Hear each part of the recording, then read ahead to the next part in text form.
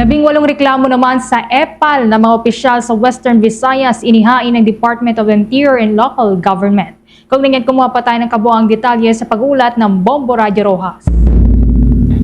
Pinaigting ng Department of the Interior and Local Government sa Western Visayas ang panawagan para sa mas mahigpit na pagbabantay ng publiko sa pagpapatupad ng anti-EPAL policy kasunod ng pagtanggap ng 18 na ulat ng umano'y paglabag sa loob ng lamang na 2 buwan. Sa panayam ng Bombo Radio Rojas, sinabi ni DILG Regional Director Juan Jubian Ingeniero na naging mahalaga ang mga ulat mula sa mamamayan upang matukoy ang mga opisyal na patuloy na naglalagay ng kanilang pangalan at larawan sa mga proyektong pinunduhan ng taong bayan. Ayon kay Ingeniero, ang mga natanggap na ulat mula sa iba't ibang local government units sa Region 6 ay kasalukuyan pinagsama-sama at ipinapasa sa Central Office para sa legal na pagsusuri at posibleng kaukulang aksyon.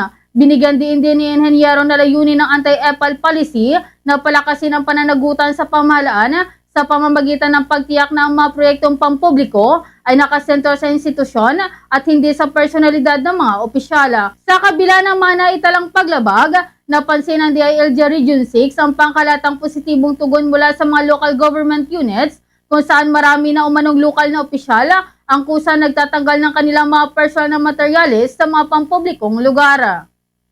Siyempre, yung anti-EPAL law, anti-EPAL ay siyempre ginawa at ini-implement pero nakikinig din naman po ang gobyerno.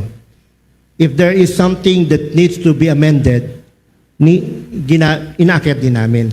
Not all reports are non-compliance. Ang may report na merong kailangan lang baguhin din.